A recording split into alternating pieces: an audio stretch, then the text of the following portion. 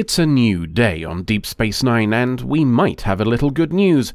The catastrophic defeat at the Chintoka system due to Breen power vampire shenanigans had a single unaffected ship, and O'Brien thinks that might be due to them needing to fiddle with their warp core on the way to the fight.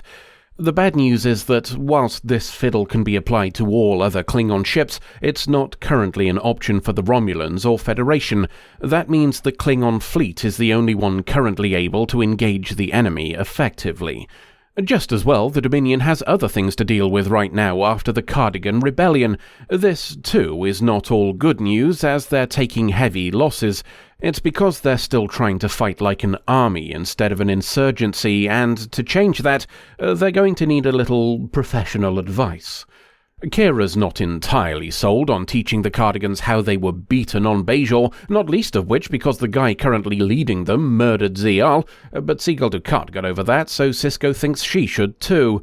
He suggests asking plain simple Garak if he can locate Damar Dawson Biggs, and perhaps even invite him to join her on the journey as well. She's also invited Odo, apparently. He's currently donating a sample of goo to help an idea Bashir's had about growing synthetic organs in combat situations, but after that he'll be off to Cardigan space with Kira and plain simple Garak. Finding people is today's theme, perhaps. Kai Sin, the Delphic douchebag, is reporting a missing person. She doesn't report that he's missing because she murdered the bastard, but it's the thought that counts. Such consideration is no longer being shown to Seagull Dukat. Learning he's the guy who murdered millions of Bajorans has put her right off him, so things are now strictly business. And business is rather slow. She's been studying the Costa Motion for days, and Seagull Dukat's getting impatient. She gets impatient in return and throws him out so she can concentrate. Back on DS9, plain simple Garak has delivered the goods. Damar Dawson Biggs has been contacted and accepted whatever help will give, though is a little worried about how well a Bajoran terrorist will be received as an advisor. Sisko has an idea for that, which is how Kira finds herself in a Starfleet uniform. A field commission to the rank of commander means she's an official representative of the Federation instead, and Odo's out of Bajoran uniform as well. A welcome gesture, thinks plain simple Garak, but he still warns that some of the people we'll meet might not want to let sleeping dogs lie. DS9 has a visitor. Gowron, boss lad of the Klingons, is here to give Martok, husband of Sorella, an award for being all fighty and shit. He also says any ill will towards Worf died when he joined the House of Martok, house of husband of Sorella, so that's a nice bonus. While they go off to get wankered on blood wine, Bashir's updating O'Brien on the Dax situation. She's been avoiding him apparently, and he thinks the solution is to lie to her about needing her in the infirmary for some test results. She arrives and Bashir makes it clear he wants O'Brien to bugger off, so he does. A little small talk prompts Dax to start telling him about everything that's happened. She gets to the point where she and Worf did the dirty, and Bashir interrupts to tell her he understands and wishes them both the best. Her attempting to tell him she wasn't finished is waved away, and then they're both interrupted by the computer. It was testing the sample Odo gave, and it's found something very unpleasant indeed. He calls Odo to pass on the news that he's infected with whatever disease is affecting the Founders. Bashir thinks it was probably contracted when he linked with Odetta Olivia Cromwell, Lord Protector of the Dominion, back when they were still in charge of the station. There's no point turning back, as there's nothing he can do, but he's given Starfleet a call for the results of previous tests on Odo to compare them and possibly figure out what's causing it. Not a great start to their mission in Dominion space, but it is what it is. Things aren't going to plan on Bajor either. Seagull Dukat's decided he's done with waiting and is having a look at the Costa Motion himself. Or not, as a mark in the book flashes and leaves him screaming. Kai Sin comes in to find him blinded and tells him he was warned only she could read the book. To DS9 once more, where Martok, husband of Sorella, is getting a medal while the gathered crowd chant his name. The celebration afterwards has alcohol, compliments, and the rather unexpected news that Gowron's decided to take over and lead the fleet himself. We've got unexpected news for Bashir as well. He contacted Starfleet Medical for Odo's previous records, presumably ones he doesn't already have, and has been told those files are now classified. Talking to someone higher up the chain doesn't change anything either. This is the same illness affecting the Founders, who are currently a clear and present threat to the Federation. Moreover, Odo contracted it through contact with said enemy. Any cure for him risks becoming known to the Founders, so unless Bashir knows somebody with a particularly high security clearance, Odo can officially go do one. Our little group has arrived at the hideout of the Cardigan Liberation Front, and not everybody present is delighted to see them. Damar Dawson-Biggs doesn't get involved though, and listens to what Kira has to say. Reorganizing their structure meets a little resistance, but they eventually see the benefit. A choice for their next target isn't so well received, as it's defended by Cardigans. Even Damar Dawson-Biggs is against this idea, until both Kira and Odo point out that, if they're unwilling to attack their own people, the Founders will just stick a couple of Cardigans in every single one of their installations. Damar Dawson-Biggs reluctantly accepts the argument, and despite vocal opposition from his troops, asks for more data on the target. Back on DS9, Bashir's got the medical files he wanted. The particularly high security clearance required just happens to be one Cisco has, presumably from when he worked for Admiral Ross at the start of Season 6. A slight problem, though. Something doesn't quite add up. When Bashir first came to DS9, he requested scans from Dr. Mora, the Bajoran scientist who studied Odo when he was first found. These scans, allegedly from Starfleet Medical years later, are identical, and he thinks that's not possible. In fact, he thinks somebody made a whole fake dossier based on Mora's data and forwarded it to him. Even worse, he thinks Starfleet Medical wouldn't do something like that. Swapping out medical files to prevent a cure for an enemy of the Federation sounds like something right up the alley of Section 31. He's not the only one being sabotaged by his own people. Martok, husband of Sorella, is pissed at Gowron taking command. Worf thinks it's because Gowron can't stand somebody else being praised and wants it for himself, though there's not much either of them can do about it. To Cardassia once more, where the ill will is starting to bubble over. One asks if Odo working for the Cardigans on Terok Nor constitutes collaboration, and if so, why Kira's banging him. It's to provoke an argument, of course, and Odo manages to convince her to let it go. She takes her anger out on some supplies instead, then goes to find an AC unit to cool down. Odo tries to clear up while she's gone and notices a blemish on his hand, one that looks a lot like the condition affecting the Founders. He morphs it away as Kira returns, but that's not going to be an option forever. There's nothing wrong with Seagull Dukat's eyes. That's what the doctor says anyway, and Kai Sin is in agreement. She thinks it's a punishment from the Par-Wraiths for ignoring their will and trying to take a shortcut. The solution? He needs to earn their forgiveness. Kai Sin's idea of earning forgiveness is to toss him out onto the streets. Some time spent living on the generosity of strangers should temper his ego, and if not, well, it's still good for a laugh, isn't it? Up on DS9, Gowron's had an idea. He wants to go on the offensive. Only having the Klingon fleet able to fight the Breen at the moment might mean they're outnumbered 20-1, but it also means attack would be the last thing they expect. You know, because it's so utterly fucking stupid. Gowron refuses to listen to anybody who disagrees. As far as he's concerned, the battles have already been won. The Klingons will be the sole saviors of the Alpha Quadrant, and him chief among them. To the infirmary we go, where Bashir and O'Brien are trying to figure things out. Bashir's decided going to Cisco about possible Section 31 involvement would mean an official report, and they'd catch wind of it. Instead, he's trying to see if he can calculate when Odo was infected. What he finds is that his infection was before he linked with Odette or Olivia Cromwell.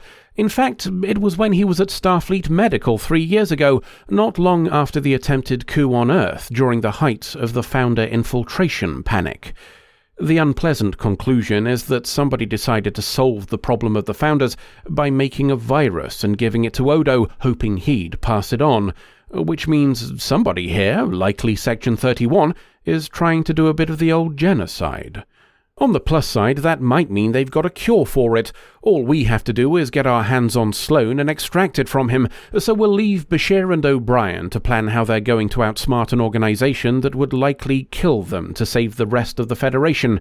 until the next part of our last adventure. The next part of the final arc brings us a change of direction for a few people. Kira, Odo, and Plain Simple Garak trot off to Cardigan space. O'Brien and Bashir become involved in Section 31 shenanigans. Worf and Martok, husband of Cirella, are dealing with Gowron's arrival. Seagull Dukat and Kai Sin, the Delphic douchebag, have the Parwraith business derailed by his blindness. The raft of changes aren't entirely surprising when you read about what was happening behind the scenes. The previous 4 episodes were all written together, so this center point gives us a fulcrum upon which the writers can turn things before heading off again. Or, in the case of Seagull Dukat, realize they'd spaffed their load too early and start delaying things.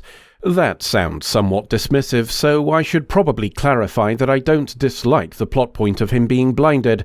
Seagull Dukat learning that the Parwraiths won't tolerate his bullshit is useful. It reminds the audience that while he may be the face of the Parwraith show, he's not the one running it. And that makes us ask questions about why this might be the case. Why do they want Kai Sin, arguably the weaker, more selfish, and less devout follower, to be the one who learns how to open the lock instead of Seagull Dukat? The answer may not be too distant from the motivations of Seagull Dukat himself. For him, dominating Bajor wasn't enough. He needed them to understand why they were being dominated, to accept that it was the right thing for them, and to thank him for it. Is it possible the Parwraiths desire that same validation? Do they want Kai Sin because of her rejecting the prophets in favor of them, and, by extension, proving that they were right all along? Is this about showing those uppity, ignorant, sanctimonious prophet bastards that they were wrong to cast out the Parwraiths, just as Seagull Dukat wants to hear his enemies say that he was right just before he kills them?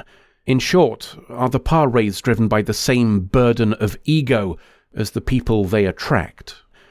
Let's move on to Cardassia and the irony of its liberation movement being trained by the very people their previous occupation created. We could get into some very silly 5-dimensional chess arguments here. Is it possible, for example, that the prophets allowed the occupation to occur purely so the resulting resistance movement could train the Cardigans, who in turn would fight the Dominion so that Bajor isn't subsequently absorbed by them? It isn't as far-fetched as it sounds when you consider that Kira, the person doing the training, was previously chosen to be a host for a prophet. I don't have a big enough cork board or ball of red string for all of that stuff, so we'll leave it to one side for now and focus on the data. The best hope for a free Cardassia now lies in the hands of a terrorist training a murderer. That's just a surface reading, of course. The terrorist was fighting to free her world, and the murderer was executing a traitor to his people. Zial was freeing the enemies of Cardassia, after all. If there's a main criticism to be levelled at the episode, it's that Zial gets only a single mention, and even then not in the presence of her killer. Plain Simple Garak's lack of overt response could be put down to his professional pragmatism. Damar Dawson Biggs is the best chance for his people, and Plain Simple Garak is a patriot at heart. I have no trouble believing he'd wait until it was all sorted, and before kidnapping Damar Dawson Biggs and spending a whole year torturing him to death. Kira not even touching upon it is more of a sticking point for me. Zial was found family, and found family became a central pillar of Bajoran society due to the occupation. Kira would do the job she was sent to do, sure, but I struggle to accept her doing it before making her feelings known. But maybe I'm being too harsh. There are a couple of reasons why she might not. Duty is one of them, the understanding that this is more important than her desire for revenge. That's a lesson drilled into her through 7 years of switching from resistance fighter to political liaison. She's not the Kira we first met anymore. The other possible reason is that she might not want things to kick off with Odo there. She'll put herself in danger and probably doesn't give many shits about Plain Simple Garak, but Odo is another matter. And that gives us a nice jumping-off point to talk about Odo and the changeling virus. A quick look at the numbers suggests this explanation of Odo being patient 0 doesn't really work when he's the last to exhibit symptoms.